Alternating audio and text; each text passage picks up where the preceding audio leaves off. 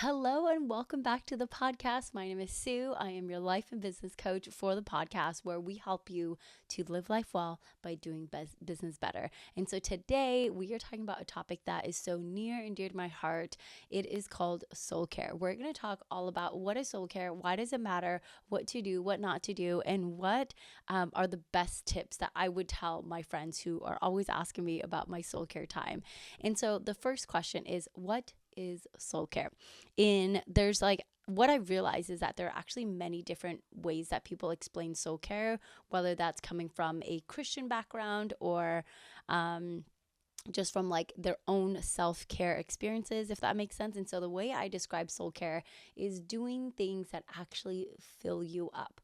I literally think of the analogy of charging your phone, like being able to charge your phone before it dies, because most of us, we get to this point of burnout, which is your phone is completely off, and then you only have enough time to charge it for 1%, and then you run out of battery again, and then you only have enough time to charge it for 1%, and then you do that again, and that's a burnout cycle where you charge it for 1% and then 2%, and then it burns out, and you're like, why is this happening? Why is my phone always off? And it's because you're only giving yourself enough time to charge your phone for 1%, 2%, maybe 3%. And so soul care, in the simplest way to explain it, is doing things that actually fill you up. And I want to talk about why is soul care important, because I know that there are countless, almost everybody I know is experiencing some kind of burnout, whether that's in motherhood, in parenting, in their jobs, their careers, or in their business. And so I'm really passionate about helping people to live a life that's really thriving. Honestly, I think about my job as a life coach is to really just help people be fully themselves in Christ. And for anybody to be fully themselves, to be their highest level self, it means that they are happy and they are healthy and they are thriving, not just financially, but also on the inside, right? They have so much peace and so much joy and so much freedom and so much fun, right? They're not held captive by perfectionism or workaholism, or they wear this badge of busyness, right, as an honor.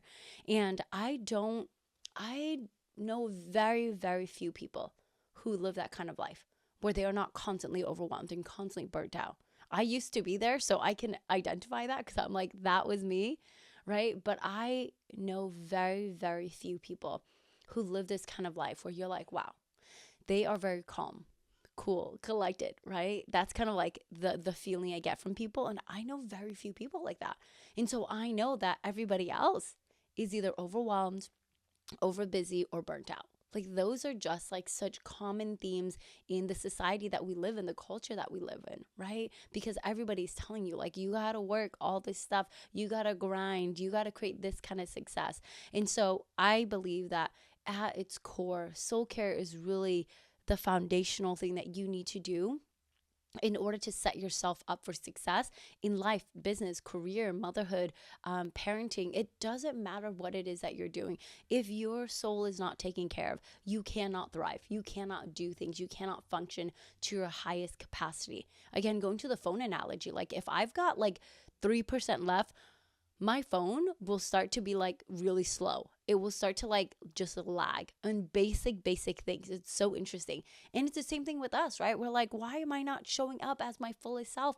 And it's because you got 3% left, right? Most of us are running on fumes, right? When we talk about running on fumes, it's you're running on 1%. And you're trying to charge it, but you've got 10 seconds to charge it. And so you get off the charger and you still got 1%. You're running on fumes. You're running on 1%. And you're wondering why you can't reach your most successful self. You can't reach your highest level self. You can't access that part of you. You know that there's so much more, but you can't quite get there. And it's because your soul, I really believe you are not taking care of your soul. I've heard this saying again and again of how we don't have a soul. We are a soul. Right? There's our spirit, our soul, and our body.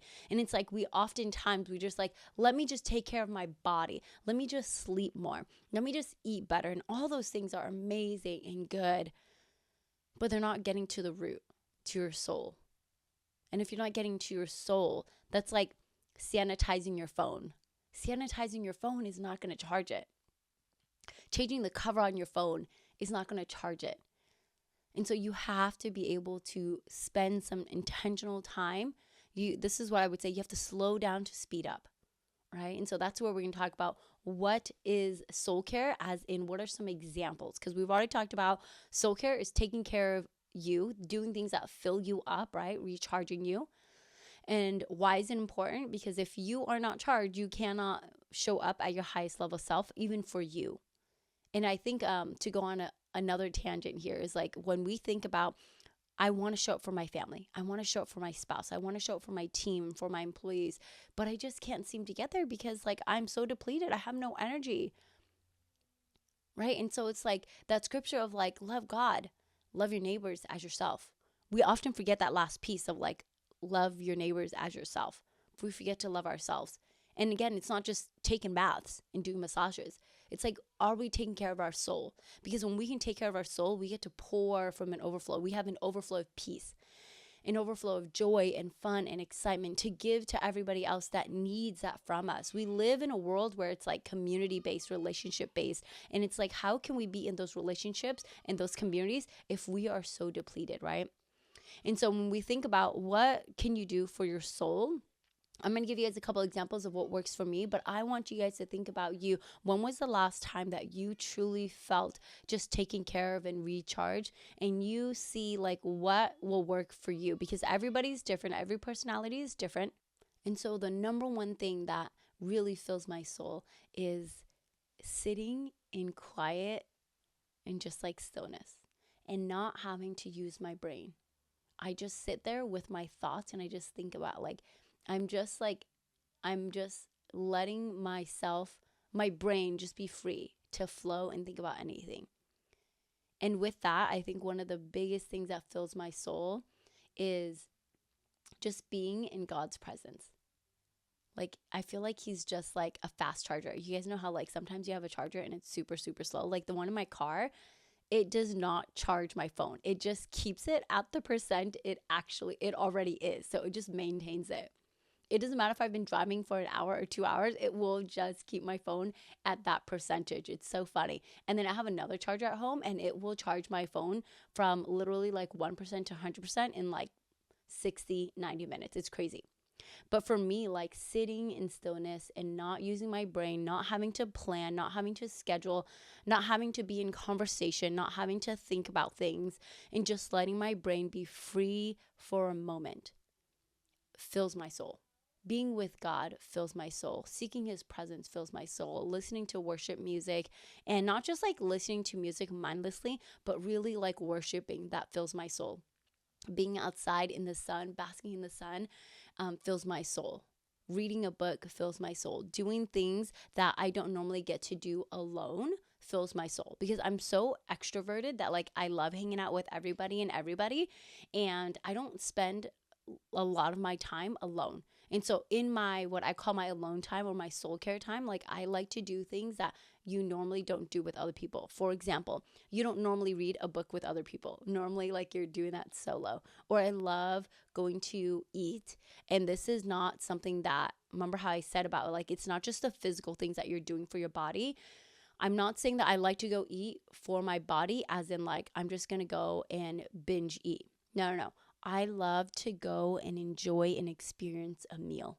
That's what it is. I'm not on my phone when I'm enjoying my meal. I'm not doing 50 other things. I used to like work and eat my food at the same time because I was like, this would be optimized. I'll take a bite and I'll write my email. I'll take a bite and do this post. And it's like, no, I'm just going to be fully present with myself, with this food. It's going to be amazing. It's going to be an experience. And those are the experiences that fill my soul. And so for other people, taking a walk in nature, that fills their soul. Not having to do things for other people, that fills their soul. And so in order for you to identify this, I just want you to ask yourself, like, what are the things that when you do them, you feel like you have been recharged, not that energy has been taken out? Because here's the thing that can be tricky about this. Our brain will say, well, this is a good thing, so let's do that. But we don't realize that it actually takes energy from us. For example, for me, I love going to networking events. I love meeting people. I love hearing about their business. I love seeing how I can support them and collaborate and connect with them. But what I realized was that was very energy draining. Even though I love doing it and it's a good thing and it's a fun thing, what I realized, it was actually energy draining. And it was energy draining because I am giving away my energy, because I'm there to provide value. I'm there to ask some questions. I'm there to be intentional. I'm there to literally use my brain and think, right? Give away strategy, give away coaching, give away support and encouragement. And so I didn't realize at the time, I was like, this is a good, beautiful, amazing thing, but it still requires energy to be taken from me, right? Which is not a bad thing. But when we think about taking care of our soul, we're not trying to do things that take away from us more and more. And again, I want to be really clear. Just because it takes away from us doesn't mean it's a bad thing. But it's when we're talking about the topic of soul care, it's like, let's do things that fill our soul. And I also want to share these quick tips, because I know that my friends always ask me, like, I'm going to start this soul care thing. What are the best tips? My best tips are, one, don't do anything for anybody else in terms of like errands. Because the mistakes I made when I started doing my soul care time was like, let me go do this return. Oh, let me go buy the kids like this jacket because they need a raincoat. Or let me go do this errand or that errand. And like, I would spend that time being productive, because I was like, oh, I should optimize my time. I should use this time to be productive, right? And this is where the concept of like slowing down to speed up is so, so crucial and important. If you are so willing to slow down for a few hours a week or 30 minutes every single day, just slow down enough to be with yourself and to charge yourself up, you can then speed up and do all of those activities so much faster with so much more energy and still be productive.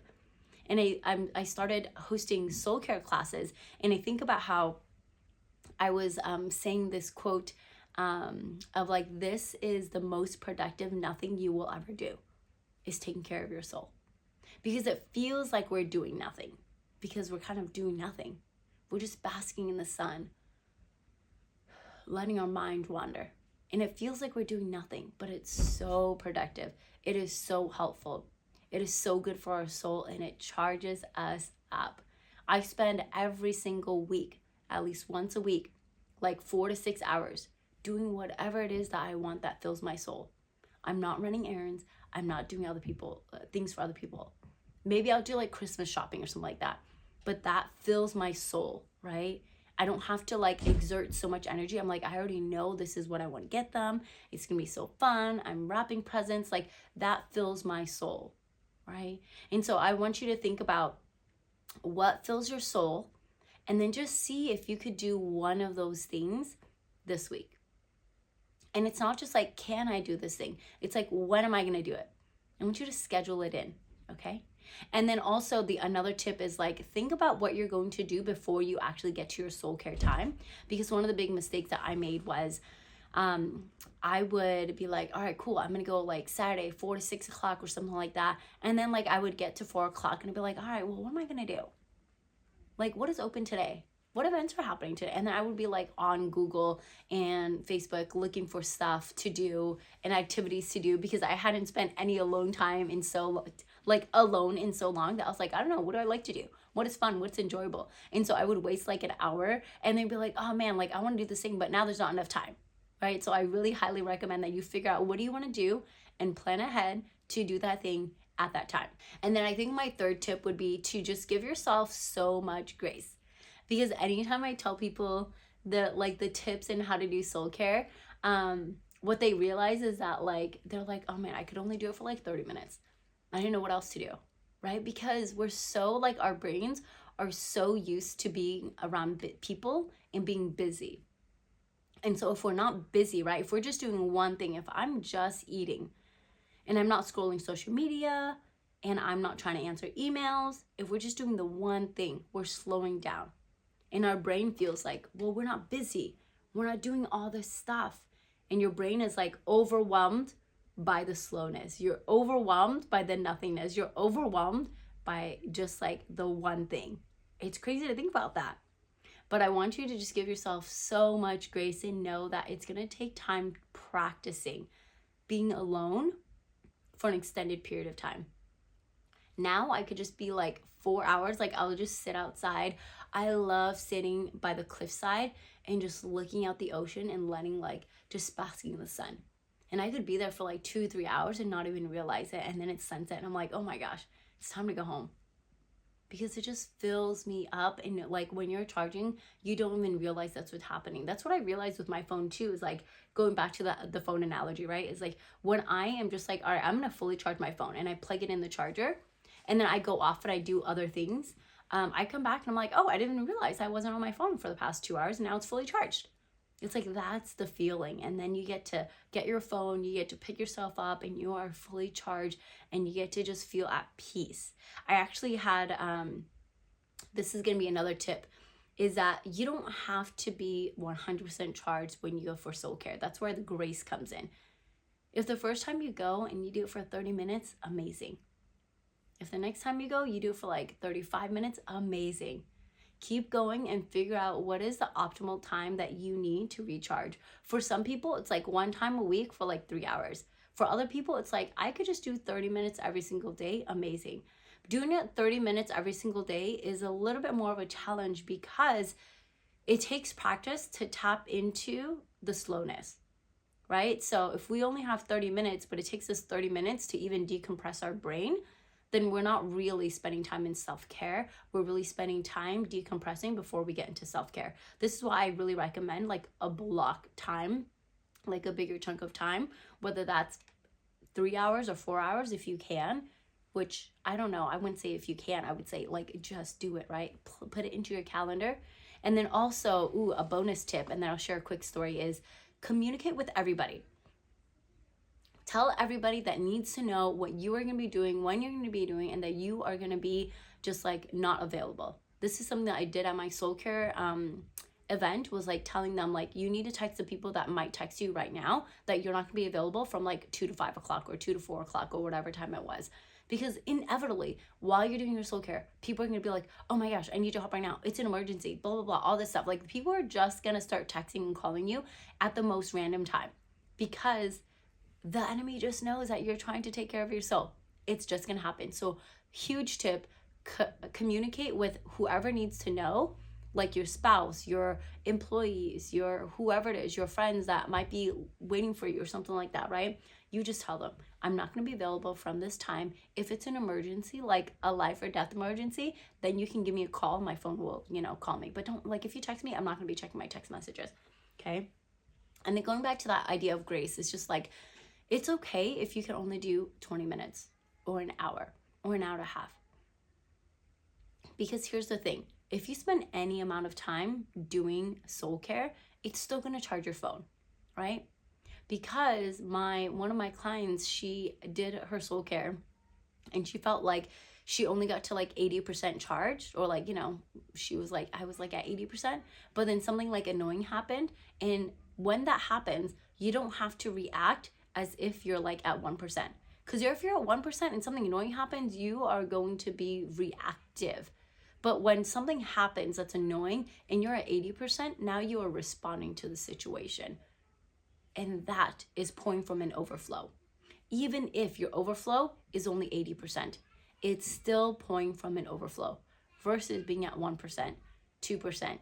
You kind of have no percent to deal with that situation if you have nothing to give, right? So this is where the grace happens. You keep practicing, do a little bit at a time. I would highly recommend that you start with at least an hour of your time.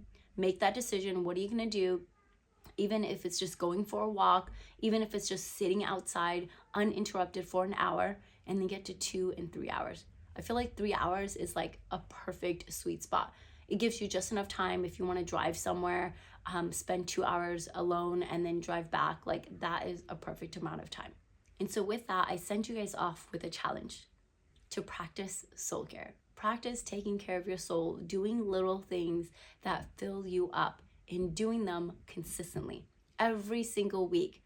Put it into your calendar. Be so intentional about taking care of your soul, and it will overflow and pour into all of the other areas of your life, and you begin to create sustainable success and growth in a way that feels really good, really amazing, where you don't have to experience overwhelm and you don't have to experience burnout.